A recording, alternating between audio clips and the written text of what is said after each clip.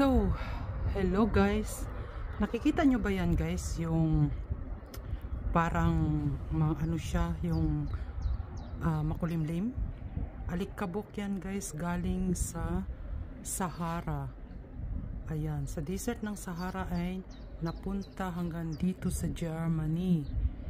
Ewan ko lang guys kung masyado yung kung makikita nyo, dahil medyo maano dito siguro sa camera ko, pero ano yan, galing sa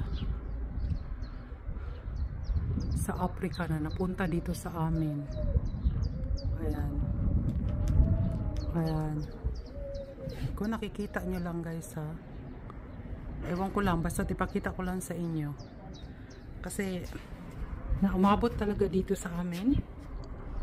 Ayan, ayan, kasi nandito ko sa balcony namin guys, sa taas.